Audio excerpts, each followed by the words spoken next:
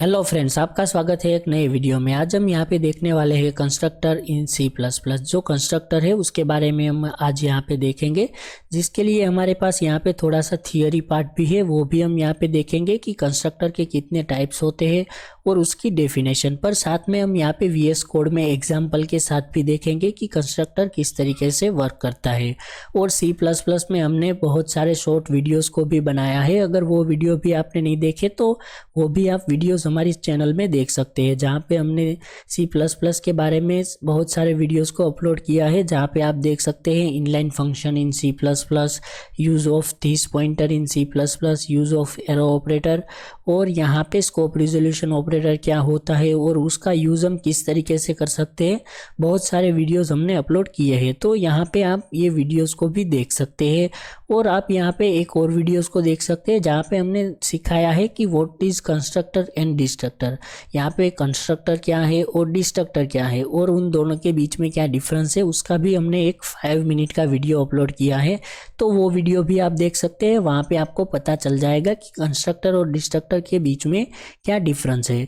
तो video start करने से पहले आप वीडियो पे नए हो तो वीडियो को लाइक और चैनल को सब्सक्राइब कर देना, ताकि ऐसे ही कोडिंग रिलेटेड वीडियोज़ आपको मिलती रहे। और आपको ये वीडियो अच्छा लगे तो वीडियो के कमेंट बॉक्स में ज़रूर कमेंट करना।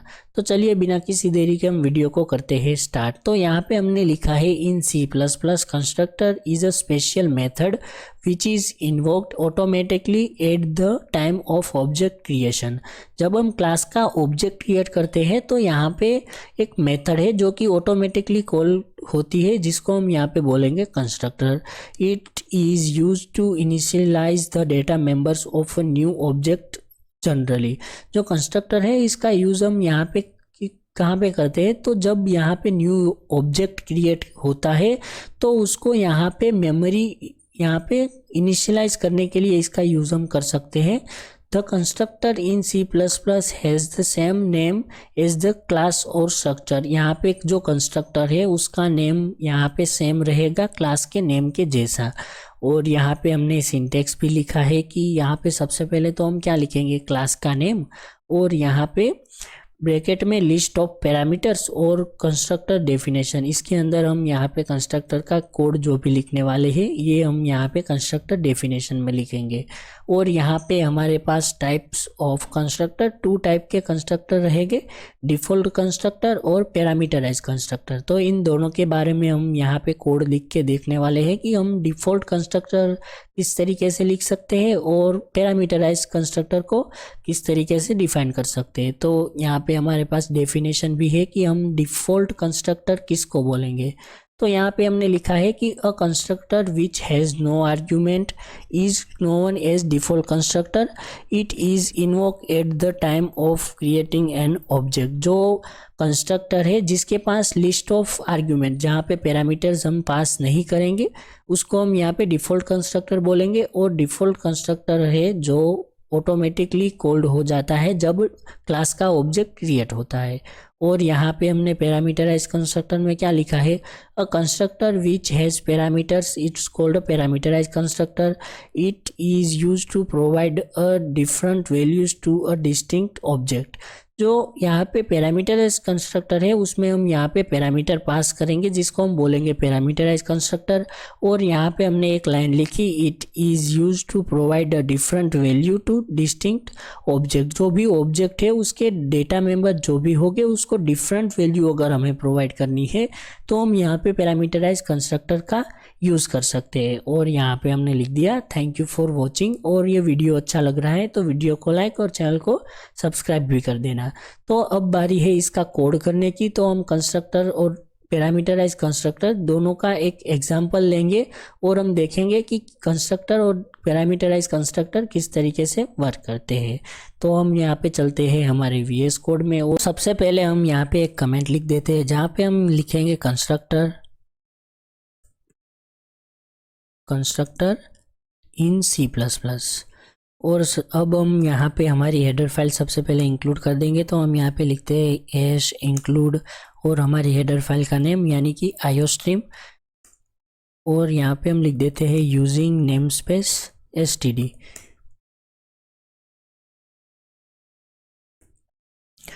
और अब हमें यहाँ पे क्या करना है, एक यहाँ पे एग्जांपल लेना है जहाँ पे हम सीख सके कि जो कंस्ट्रक्टर है और पैरामीटराइज कंस्ट्रक्टर, इन दोनों के बीच में क्या डिफरेंट है और कौन सा कंस्ट्रक्टर कब कॉल होगा। तो इसके लिए हम यहाँ पे एक क्लास यहाँ पे डिफाइन करते हैं। तो हम यहाँ पे लिखेंगे क्लास, और हमारे क्लास का नेम हम यहाँ पे लिख देते हैं एम्प्लॉय।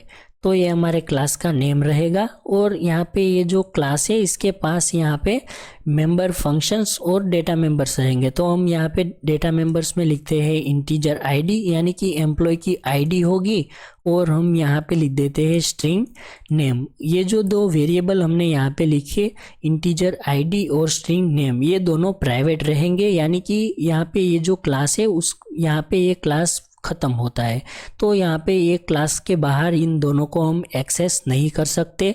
और सपोज हम यहाँ पे एक पब्लिक में मेथड लिखते हैं, तो हमें यहाँ पे पब्लिक लिखना पड़ेगा। क्यों? क्योंकि यहाँ पे हमें ये जो क्लास है उसको बताना पड़ेगा कि ये जो मेथड है वो पब्लिक है, यानी कि कोई दूसरा फंक्शन भी ये जो पब्लिक मेथड है इसको कॉल कर सकता है। तो हम यहाँ पे लिखेंगे पब्लिक में, यहाँ पे इसको हम थोड़ा सा साइड में कर देते हैं।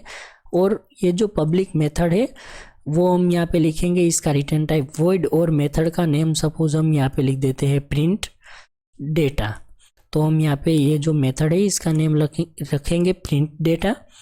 और यहाँ पे हम क्या करने वाले हैं, ये जो आईडी और नेम ये दोनों है उसको हम यहाँ पे प्रिंट कर देंगे। तो हम यहाँ पे सी आउट में लिख देते हैं सी आउट, और यहाँ पे आईडी, और यहाँ पे हम आईडी को कर देंगे प्रिंट, और एंडल यानी कि न्यू लाइन। एक और सी आउट जहाँ पे हम नेम को प्रिंट कर देंगे। तो हम यहाँ पे लिख देते हैं नेम, और यहाँ पे हम नेम को प्रिंट कर देंगे, और यहाँ पे हैंडल यानी कि यहाँ से न्यू लाइन आनी चाहिए। तो ये हमने यहाँ पे एक प्रिंट डेटा नेम की मेथड लिखी। अब हम यहाँ पे सबसे पहले एक मेन फंक्शन डिफाइन करते हैं। तो हम यहाँ पे लिख देते हैं इंटीजर मेन। ये हमारे प्रोग्राम का स्टार्टिंग पॉइंट रहेगा। तो यहाँ पे मेन फंक्शन के अंदर हम यहाँ पे क्या करेंगे, ये जो एम्प्लॉय हमने क्लास डिफाइन किया इसका ऑब्जेक्ट क्रिएट करेंगे। तो हम यहाँ पे लिख देते हैं एम्प्लॉय E1, इसका हमने यहाँ पे ऑब्जेक्ट क्रिएट कर लिया, और हम यहाँ पे E1 डॉट प्रिंट डेटा को कॉल कर देते हैं। तो सबसे पहले हम यहाँ पे ये जो प्रोग्राम है इसको कंपाइल यानी कि रन करके देखेंगे। क्यों?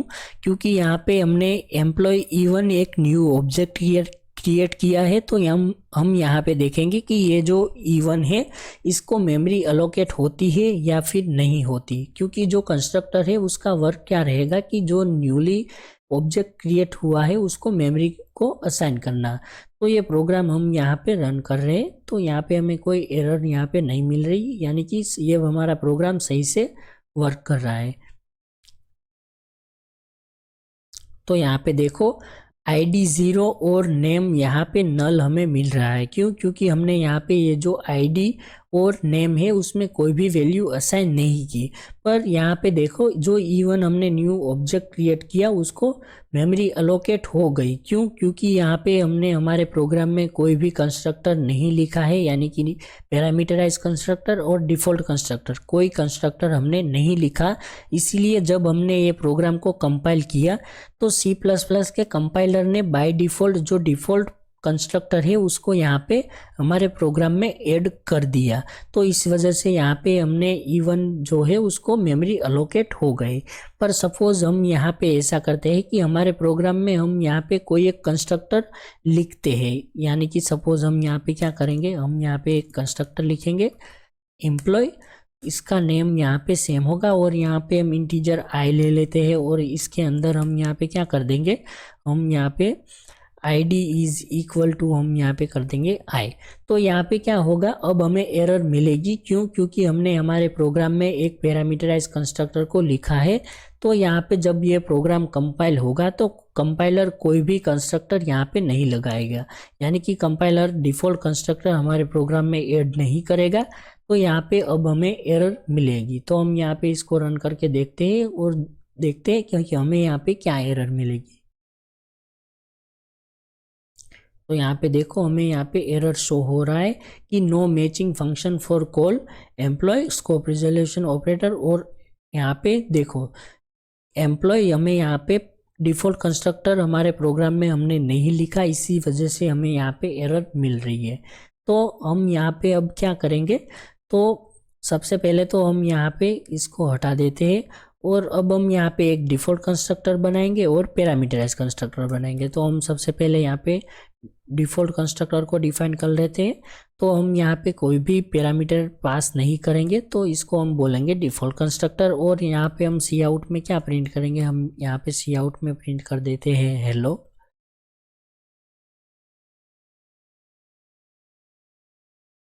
और यहाँ पे सेमीकोलन। अब हम यहाँ पे एक पैरामीटराइज कंस्ट्रक्टर डिफाइन करेंगे, तो हम यहाँ पे लिख देते हैं एम्प्लॉय और इसके अंदर हम यहाँ पे लिखेंगे इंटीजर आईडी और स्ट्रिंग नेम। तो हम यहाँ पे लिख देते हैं स्ट्रिंग नेम। और ये जो आईडी और नेम है वो हम यहाँ पे क्लास के जो भी प्राइवेट मेंबर है यानी कि इंटीजर आईडी और स्ट्रिंग नेम, इसको हम पास कर देंगे। तो हम यहाँ पे क्या लिखेंगे, ID is equal to ID और name is equal to name. तो ये हमने सही लिखा या गलत, आप कमेंट बॉक्स में बताओ अभी कि ये हमने यहाँ पे जो लिखा ID is equal to ID और name is equal to name, ये हमने सही लिखा या गलत। तो यहाँ पे ये हमने लिखा है गलत, क्यों, क्योंकि यहाँ पे देखो जो भी पैरामीटर में हमारे पास वेरिएबल है यानी कि इंटीजर आईडी और स्ट्रिंग नेम ये सेम है। यहाँ पे हमारे पास क्लास में जो भी डेटा मेंबर है इंटीजर आईडी और स्ट्रिंग ये दोनों सेम है, इसीलिए हम यहाँ पे ID is equal to ID और name is equal to name हम यहाँ पे नहीं लिख सकते। तो हमें यहाँ पे दिस पॉइंटर का यूज़ करना पड़ेगा। तो हम यहाँ पे लिखेंगे this point to ID is equal to ID और this point to name is equal to name. तो अब ये सही हो गया, अब हमें यहाँ पे एरर नहीं मिलेगी। तो यहाँ पे देखो जब हमने एम्प्लॉय E1 जब ऑब्जेक्ट क्रिएट किया तो हमने यहाँ पे कोई भी पैरामीटर नहीं पास किए, यानी कि जब हम E1 डॉट प्रिंट डेटा को कॉल लगाएंगे तो यहाँ पे क्या होगा कि डिफ़ॉल्ट कंस्ट्रक्टर कॉल होगा। और यहाँ पे जब हम E1 डॉट प्रिंट करेंगे तो यहाँ पे आईडी में यहाँ पे नल रहेगा और नेम भी नल रहेगा। और अब हम यहाँ पे क्या करेंगे, एक न्यू एम्प्लॉय का ऑब्जेक्ट क्रिएट करते हैं। तो हम यहाँ पे लिखेंगे एम्प्लॉय और E2। और अब हम यहाँ पे क्या करेंगे, इसमें पैरामीटर पास करेंगे, यानी कि इंटीजर है तो हम यहाँ पे 1 पास करेंगे और स्ट्रिंग नेम है तो हम यहाँ पे ABC यहाँ पे पास कर देंगे। और हम यहाँ पे E2 डॉट प्रिंट डेटा को कॉल कर देंगे। तो अब हम यहाँ पे इसको रन करके देखते हैं कि डिफ़ॉल्ट कंस्ट्रक्टर कब कॉल हो रहा है और पैरामीटराइज कंस्ट्रक्टर कब कॉल हो रहा है।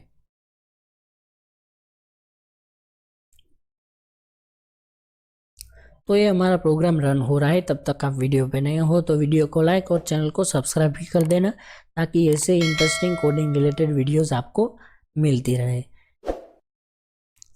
तो यहाँ पे देखो हमारे पास आउटपुट आ चुका है। यहाँ पे सबसे पहले तो यहाँ पे देखो हेलो प्रिंट होके आ रहा है। हेलो क्यों, क्योंकि यहाँ पे देखो जब हमने E1 ऑब्जेक्ट क्रिएट किया तो हमने यहाँ पे कोई भी पैरामीटर पास नहीं किए, यानी कि जब E1 क्रिएट हुआ तो यहाँ पे वो ये हमने यहाँ पे डिफ़ॉल्ट कंस्ट्रक्टर लिखा उसको सबसे पहले कॉल करेगा, यानी कि हेलो प्रिंट हुआ और बाद में हमने यहाँ पे E1 डॉट प्रिंट डेटा को कॉल किया। तो जब हम प्रिंट डेटा को कॉल करेंगे तो यहाँ पे आईडी और नेम जो है वो प्रिंट होगा।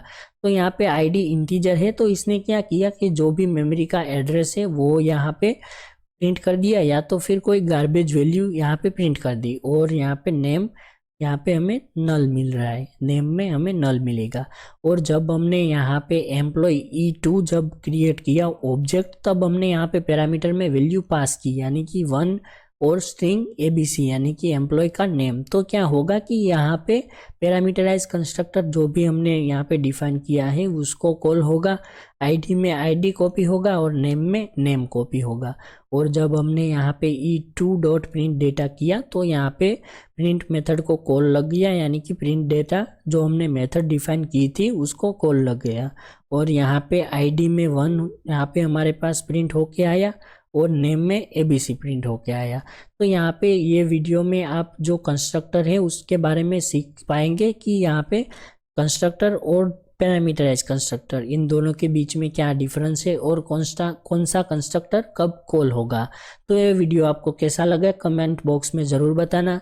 अपने दोस्तों के साथ ये वीडियो को शेयर भी कर देना। और अगर आपको ये PDF चाहिए तो यहाँ पे डिस्क्रिप्शन बॉक्स में हमारी टेलीग्राम चैनल की लिंक होगी, वहाँ से जाके आप हमारी टेलीग्राम चैनल को भी ज्वाइन कर सकते हैं और वहाँ पे आप ये PDF को देख पाएंगे।